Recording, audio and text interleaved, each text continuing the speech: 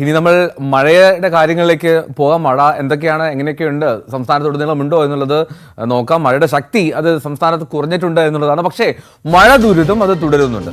പലയിടത്തും വെള്ളക്കെട്ടുണ്ട്. കോട്ടയം ജില്ലയിലെയും ആലപ്പുഴ ജില്ലയിലെ കുട്ടനാട്, ചെങ്ങന്നൂർ, അമ്പലപ്പുഴ, ചേർത്തല താലൂക്കുകളിലെയും വിദ്യാഭ്യാസ സ്ഥാപനങ്ങൾക്ക് അവധിയാണ്. കേരള തീരത്ത് ഉയർന്ന തിരമാലകൾക്ക് സാധ്യതയുണ്ട്. ജലനിരപ്പ് ഉയർന്നതിനെ തുടർന്ന് പാലക്കാട് മംഗലം ഡാമിന്റെ സ്പിൽവേ ഷട്ടറുകൾ നിയന്ത്രിത അളവിൽ തുറക്കുന്നതിനാൽ ചെറുകുന്നം പുഴയുടെ തീരത്തുള്ളവർ ജാഗ്രത പാലിക്കണമെന്ന് നിർദ്ദേശമുണ്ട്. സംസ്ഥാനത്ത് 9 ജില്ലകളിലാണ് യെല്ലോ അലേർട്ട്. കാസർഗോഡ് മുതൽ എറണാകുളം വരെയുള്ള ജില്ലകളിലാണ് ഇങ്ങനെ യെല്ലോ അലേർട്ട് മുന്നറിയിപ്പ് നൽകിയിട്ടുള്ളത്. കോട്ടയത്ത് നിന്ന് വിദ്യാഭ്യാസ സ്ഥാപനങ്ങൾക്ക് അവധിയാണ്. കോട്ടയത്ത് വിദ്യാഭ്യാസ സ്ഥാപനങ്ങൾക്ക് അവധി. ഒപ്പം തന്നെ ആലപ്പുഴയിലെ ചില താലൂക്കുകളിൽ, അത് താലൂക്കുകൾ ഏതൊക്കെയാണെന്ന് പറഞ്ഞാൽ അവിടെ കുട്ടനാട്, ചെങ്ങന്നൂർ, അമ്പലപ്പുഴ, ചേർത്തല ഈ താലൂക്കുകളിലെ വിദ്യാഭ്യാസ സ്ഥാപനങ്ങൾക്ക് അവധിയാണ്. അപ്പോൾ മഴ കാര്യമായിട്ടുള്ള പ്രശ്നങ്ങൾ ഇന്ന് സൃഷ്ടിക്കുന്നില്ല. പക്ഷേ കഴിഞ്ഞ ദിവസം പെയ്ത മഴയിൽ അതിന്റെ ദുരിതം തുടരുന്നുണ്ട് എന്നുള്ളതാണ് പ്രശ്നം.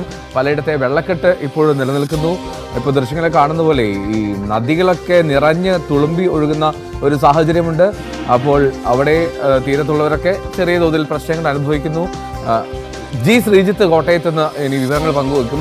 ശ്രീജിത്ത്, ഒരുപക്ഷെ ഈ തവണത്തെ മഴയിൽ ശക്തമായപ്പോൾ ഏറ്റവും കൂടുതൽ ഈ മഴക്കെടുതിയും മഴയുടെ ദുരിതമൊക്കെ അനുഭവിച്ചത് കോട്ടയം ജില്ലക്കാരാണെന്ന് തോന്നുന്നു. ഇപ്പോഴെന്താണ് ജില്ലയിലെ പ്രദേശങ്ങളിലെ അവസ്ഥ?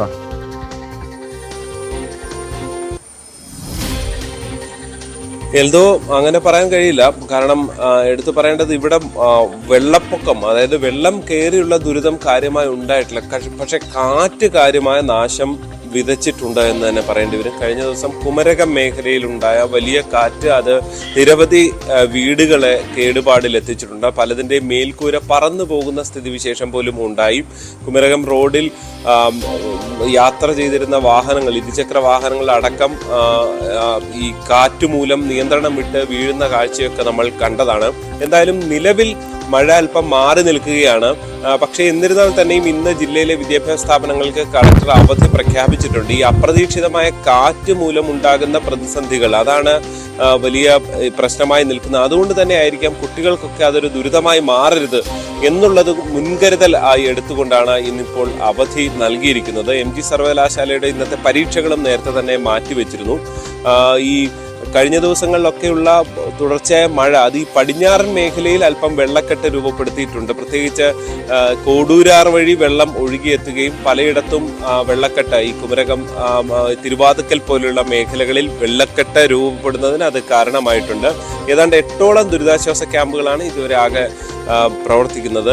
അതായത് കോട്ടയത്തിന്റെ ഒരു പടിഞ്ഞാറൻ മേഖലയിലെ വെള്ളക്കെട്ട് നോക്കിക്കഴിഞ്ഞാൽ ഇതല്ല, ഇതിനപ്പുറത്ത് വലിയ രീതിയിൽ ഉണ്ടാകുന്നതാണ്. പക്ഷെ അത്രത്തോളം എത്തിയിട്ടില്ല. എന്തായാലും മഴ ഇടയ്ക്ക് പെയ്യുന്നുണ്ടായിരുന്നു ഇന്നലെ.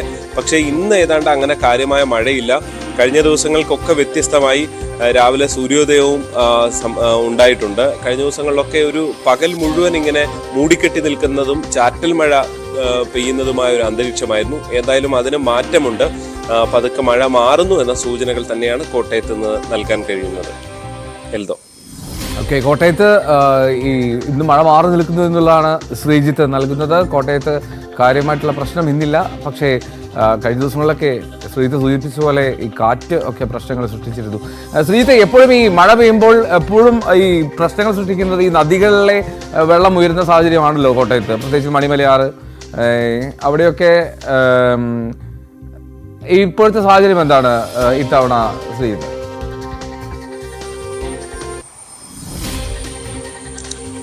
എൽദോ, അതാണ് ഞാൻ നേരത്തെ ആദ്യം ചൂണ്ടിക്കാണിച്ചല്ലോ, വെള്ളം വലിയ പ്രശ്നമായിരുന്നു. വെള്ളം ഈ നദികളിൽ ഒരിടത്തും അപകട നിലയ്ക്ക് അപ്പുറത്തേക്ക് പോലും കയറിയിട്ടില്ല എന്നുള്ളതാണ് ഏറ്റവും ശ്രദ്ധേയമായിട്ടുള്ളത്. മണിമലയാറ്റിലും മീനച്ചിലാറ്റിലും ഒക്കെ സമാനമായ സ്ഥിതിയാണ്. മുന്നറിയിപ്പ് നില ഈ പടിഞ്ഞാറൻ മേഖലകളിൽ കവിഞ്ഞിട്ടുണ്ട്. അത് ഈ പലയിടങ്ങളിലും, പ്രത്യേകിച്ച് നീലിമംഗലം, ഒപ്പം തന്നെ പേരൂര്, തിരുവാതുക്കൽ അങ്ങനെയുള്ള മേഖലകളിൽ മുന്നറിയിപ്പ് നില കഴിഞ്ഞിട്ടുണ്ട്. പക്ഷെ അതിനപ്പുറത്തേക്ക് വെള്ളം എത്തിയിട്ടില്ല എന്നുള്ളതാണ് എടുത്ത് കഴിഞ്ഞ ദിവസങ്ങളിലൊക്കെ കണക്ക്. ഇന്നലെ രാത്രിയും ഇന്ന് രാവിലെയൊക്കെ ഏറ്റവും ഒടുവിൽ വരുന്ന അപ്ഡേറ്റിലും കൃത്യമായി ജില്ലാ ഭരണകൂടം വിശദീകരിക്കുന്നത്. ശ്രദ്ധേയമായ ഒന്ന്, സാധാരണഗതിയിൽ കിഴക്കൻ വെള്ളം എത്തിയാണ് ഈ പടിഞ്ഞാറൻ മേഖലയിൽ വലിയ ഒരു ദുരിതം സൃഷ്ടിക്കുന്നത്. പക്ഷേ ഇത്തവണ കഴിഞ്ഞ ഒരു മാസം ഏതാണ്ട് 2-3 ആഴ്ച മുൻപ് നടന്ന ഒരു പ്രളയ സമാനമായ സാഹചര്യത്തിൽ ഈരാറ്റുപേട്ട ടൗണിലും പാലാ ടൗണിലും ഒക്കെ വെള്ളം കയറിയിരുന്നു. പക്ഷേ ഇത്തവണ അവിടെ ഒന്നും വെള്ളം കയറിയില്ല. ഈ തുടർച്ചയായി ഈ പടിഞ്ഞാറൻ മേഖലയിൽ കോട്ടയം അടക്കമുള്ള പ്രദേശങ്ങളിൽ തുടർച്ചയായി മഴ പെയ്തപ്പോൾ ആ മഴവെള്ളം എത്തിയാണ് ഈ തോടുകളൊക്കെ നിറഞ്ഞ് ഈ പടിഞ്ഞാറൻ മേഖലയിൽ വെള്ളക്കെട്ടുണ്ടായത്. പാലയിലോ അല്ലെങ്കിൽ ഈരാറ്റുപേട്ട പോലെയുള്ള കിഴക്കൻ മേഖലകളിലൊന്നും അങ്ങനെ ഒരു ദുരിതം ഉണ്ടായിട്ടില്ല. ജില്ലയിലൊട്ടാകെ മഴയുണ്ടായിരുന്നു. പക്ഷേ കഴിഞ്ഞ ഇതുവരെ കാണാത്ത നിലയിലുള്ള ഒരു സാഹചര്യമാണ് ഇവിടെ ഉണ്ടായത് എന്ന് തന്നെ പറയേണ്ടി വരും. അതായത് നദികളിലെ ജലനിരപ്പ് ഒരു പ്രശ്നമായി മാറിയിട്ടില്ല എന്ന് തന്നെ പറയേണ്ടി വരും. ഈ കിഴക്കുള്ള ഈ പാലയും ഈരാറ്റുപേട്ടയോ അല്ലെങ്കിൽ മണിമലയാറിന്റെ പ്രദേശങ്ങളിലും ഒന്നും തന്നെ ആ മേഖലയിലും അങ്ങനെ മുന്നറിയിപ്പ് നിലയിലേക്ക് പോലും എത്തിയിട്ടില്ല. ഈ പടിഞ്ഞാറൻ മേഖല മാത്രമായി ഇങ്ങനെ അത് ഇവിടെ കാര്യമായ മഴ പെയ്തു എന്നുള്ളത് കൂടി ചേർത്ത് വായിക്കുമ്പോൾ അതുകൂടി ചേർന്നാണ് അങ്ങനെ ഒരു വെള്ളക്കെട്ട് രൂപപ്പെട്ടത് എന്ന് വേണം മനസ്സിലാക്കാൻ. എന്തായാലും നിലവിൽ കാര്യങ്ങൾ കുഴപ്പമില്ലാതെ പോകുന്നു എന്ന് തന്നെ പറയേണ്ടി വരും. പക്ഷേ സാധാരണഗതിയിൽ ഈ മഴ മൂലം വെള്ളം കയറുന്ന സാഹചര്യം ഉണ്ടാകുന്നതിനേക്കാൾ അപ്പുറത്തേക്ക് ദുരിതം കാറ്റ് മൂലം ചില മേഖലകളിൽ വലിയ ദുരിതമായി അത് മാറിയിട്ടുണ്ട്. അതാണ് ഞാൻ കുമരകത്തിന്റെ കാര്യം നേരത്തെ സൂചിപ്പിച്ചത്. എൽദോ, ശരി, റൈറ്റ്. എന്നാലും കോട്ടയത്ത് അത്തരത്തിൽ പ്രശ്നങ്ങളില്ല എന്ന് തന്നെയാണ് ശ്രീത്ത പറയുന്നത്. നമ്മൾ ഇനി പാലക്കാടേക്ക് പോവുകയാണ്. പാലക്കാട് നിന്ന് വിനേഷും ഒപ്പം കൊച്ചിയിൽ നിന്ന് നവമി ദിനേശും ചേരുന്നുണ്ട്. ആദ്യം വിനേഷിലേക്ക്. വിനേഷ്, പാലക്കാട്ടെ സാഹചര്യം എങ്ങനെ?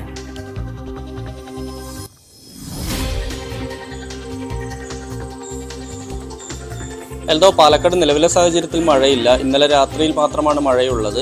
പക്ഷേ ഈ മംഗലം ഡാമിൻ്റെ വൃഷ്ടി പ്രദേശങ്ങളിൽ കഴിഞ്ഞ ദിവസങ്ങളിലെല്ലാം തന്നെ മഴയുണ്ടായിരുന്നു. ഇന്നലെയും മഴയുണ്ടായിരുന്നു. അതുകൊണ്ട് തന്നെ ഡാം ഇന്ന് അതിൻ്റെ 3 ഷട്ടറുകൾ ഇന്ന് ഉയർത്തിയേക്കും എന്നാണ് ഇപ്പോൾ നമുക്ക് ലഭിക്കുന്ന വിവരം. എന്തായാലും നിലവിൽ 75.73 മീറ്റർ, അതായത് ഡാമിൻ്റെ ബ്ലൂ അലർട്ട് ലെവലിൽ വെള്ളം എത്തിയിട്ടുണ്ട്. അതുകൊണ്ട് തന്നെ ഡാം ഷട്ടറുകൾ ഇന്ന് തുറന്നേക്കും എന്നുള്ളൊരു വിവരം കൂടി ലഭിക്കുന്നുണ്ട്. എന്തായാലും ശക്തമായൊരു മഴ പാലക്കാടില്ല. നമുക്കറിയാം, പാലക്കാടുള്ള 8 ഡാമുകളിൽ ഈ മംഗലം ഡാമിൽ മാത്രമാണ് ഇത്തരത്തിൽ ഈ ബ്ലൂ ലെവൽ അലർട്ടിൽ വെള്ളം എത്തിയിരിക്കുന്നത്. ബാക്കിയെല്ലാം തന്നെ പലയിടത്തും വെള്ളമില്ലാത്തൊരു സ്ഥിതിവിശേഷം കൂടിയുണ്ട്. അതായത് ഏറ്റവും വലിയ ഡാമായ മലമ്പുഴയിൽ വെള്ളം കുറവാണ്. അതുപോലെ തന്നെ മറ്റേ കാഞ്ഞിരപ്പുഴ ഉൾപ്പെടെയുള്ള സ്ഥലങ്ങളിലും ശിരുവാണിയിൽ പിന്നെ തമിഴ്നാട് വെള്ളം കൊണ്ടുപോകുന്നതാണ്. ഇവിടെ എല്ലാം തന്നെ വെള്ളം ഇല്ലാത്തൊരവസ്ഥയുണ്ട്. കാരണം പലയിടത്തും കരുതൽ ശേഖരം മാത്രമാണ് വെള്ളമുള്ളത്.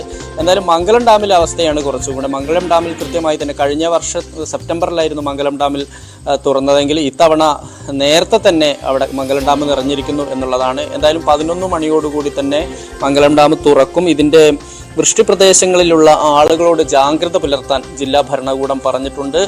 ഒരു കാരണവശാലും പുഴയിലോ അല്ലെങ്കിൽ അതിനോട് ചേർന്ന് നിൽക്കുന്ന തോടുകളിലൊന്നും ആളുകൾ ഇറങ്ങരുതെന്ന് കർശന നിർദ്ദേശം നൽകിയിട്ടുണ്ട്. കൃത്യം 11 മണിക്ക് തന്നെ ഇതിൻ്റെ ഷട്ടറുകൾ ഉയർത്തും എന്നാണ് ഇപ്പോൾ നമുക്ക് ലഭിക്കുന്ന വിവരം. എൽദോ, റൈറ്റ്. ദിനേഷ് കുമാർ. ഞാൻ കൊച്ചിയിലേക്ക് പോകുന്നു. അവിടെ നവമി ദിനേശ് ചേരുന്നുണ്ട്. നവമി, ഈ കടൽക്ഷോഭം അത് രൂക്ഷമായിട്ടും നടപടി എടുക്കുന്നില്ല എന്ന് ആരോപിച്ച് എറണാകുളം എടവനക്കാട് പഞ്ചായത്തിൽ നിന്ന് ഹർത്താലാണല്ലോ. അപ്പോൾ ഈ തീരദേശ സംരക്ഷണ സമിതിയുടെ വൈകിട്ട് 6 മണി വരെയുള്ള ഹർത്താലിൽ അത് എങ്ങനെ പുരോഗമിക്കുന്നു? എങ്ങനെയാണ് ഇന്ന് ചർച്ചകൾക്കുള്ള സാധ്യതയുണ്ടോ?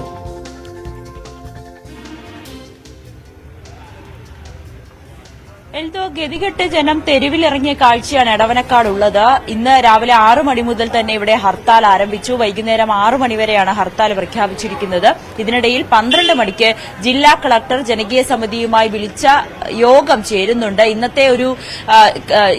ഇന്നത്തെ ചേരുന്ന യോഗത്തിൽ ഒരു അടിയന്തരമായ ഒരു അന്തിമമായിട്ടുള്ള ഒരു തീരുമാനത്തിന് കാത്തിരിക്കുകയാണ് ഈ എടവനക്കാടുകാർ. ഇനിയും ഒരു ശാശ്വതമായിട്ടുള്ള ഒരു പരിഹാരം കണ്ടില്ല എന്നുണ്ടെങ്കിൽ ഇനി ശക്തമായി തന്നെ പ്രതിഷേധവുമായി മുന്നോട്ട് പോകാനാണ് ഇവിടുത്തുകാരുടെ തീരുമാനം. നമുക്കറിയാം, ഇന്നോ ഇന്നലെയോ തുടങ്ങിയ ആവശ്യമല്ല, അല്ലെങ്കിൽ പ്രതിഷേധങ്ങളല്ല. കഴിഞ്ഞ 20 വർഷമായി ഇവരുടെ ആവശ്യമാണ് സമാധാനമായി കിടന്നുറങ്ങാൻ ഒരു വീട്. ആ വീട്ടിലേക്ക് ഈ കടൽ പ്രക്ഷുബ്ധമായി കഴിഞ്ഞാൽ വീട്ടിന്റെ ഉള്ളിലേക്ക് തിരകളടിച്ച് കയറി വെള്ളം കയറി താമസിക്കാൻ കഴിയാത്ത കുഞ്ഞുങ്ങളെ അടക്കം എടുത്തുകൊണ്ട് മറ്റിടങ്ങളിലേക്ക് പോകുന്ന ഒരു അവസ്ഥയാണ് ഇവിടത്തുകാർക്കുള്ളത്. അതുകൊണ്ട് ഇതൊരു പരിഹാരം കാണണമെന്ന വർഷങ്ങളായിട്ടുള്ള ഇവരുടെ ആവശ്യം ആവശ്യമാണ്. പക്ഷേ മാറി മാറി വരുന്ന സർക്കാരുകളും ജനപ്രതിനിധികളും ഇവരെ കേട്ട് ഇവർക്കൊരു ഉറപ്പ് നൽകി പോവുക എന്നത് അപ്പുറത്തേക്ക് ഇവർക്കൊരു ശാശ്വതമായിട്ടൊരു പരിഹാരം കാണുന്നില്ല. കടൽത്തീരത്ത് വരച്ച വര പോലെ അത് മാഞ്ഞു പോകുന്നു എന്നല്ലാതെ ഇവരുടെ ജീവിതം വീണ്ടും ദുസ്സഹനമായി തന്നെ തുടരുന്ന ഒരു സാഹചര്യമാണ്. അതുകൊണ്ട് തന്നെയാണ് ഈ ശക്തമായിട്ടുള്ളൊരു ഹർത്താലും പ്രതിഷേധവുമായി മുന്നോട്ട് പോകാൻ തന്നെ പ്രദേശത്തുള്ളവർ തീരുമാനിച്ചിരിക്കുന്നത്. ഇന്നലെ നമ്മൾ കണ്ടതാണ്, റോഡ് ഉപരോധിച്ചുള്ള ഒരു വലിയ രീതിയിലുള്ള ഒരു സമരമായിരുന്നു ഇവരുടെ ഭാഗത്തു നിന്നും ഉണ്ടായത്.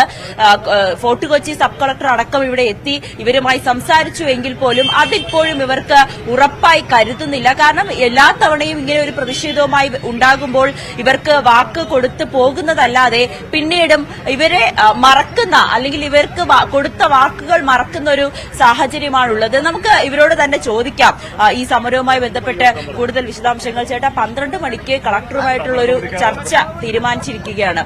ഇന്ന് ചേരുന്ന ഈ ഒരു യോഗത്തിൽ ഒരു അനുകൂലമായിട്ടൊരു നിലപാട് എടുക്കും എന്ന് പ്രതീക്ഷിക്കുന്നുണ്ടോ?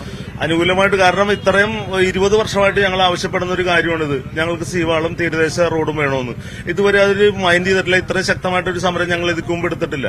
അപ്പോൾ പല മീറ്റിങ്ങുകളും ഉണ്ടായെങ്കിലും അത് അലസിപ്പോയെങ്കിലും ഇന്നൊരു നല്ലൊരു തീരുമാനം വരുമെന്ന് തന്നെയാണ് ഞങ്ങളുടെ പ്രതീക്ഷ. കാരണം MLA ഉണ്ണികൃഷ്ണൻ സാറും മന്ത്രിയും കൂടിയും കളക്ടറും കൂടിയുള്ള ഒരു മീറ്റിംഗ് ആയതിന്റെ പേരിൽ ഞങ്ങൾക്ക് അനുകൂലമായിട്ട്, കാരണം ഞങ്ങളുടെ കഷ്ടപ്പാട് മനസ്സിലായിക്കൊണ്ട് തന്നെ അവർ ഞങ്ങൾക്ക് അനുകൂലമായിട്ട് ഒരു തീരുമാനമെടുക്കും. ചെല്ലാനം മോഡലുള്ള ടെട്രോപാഡ് ഉള്ള ഒരു സീവാളാണ് ഞങ്ങൾ ആവശ്യപ്പെട്ടിരിക്കുന്നത്.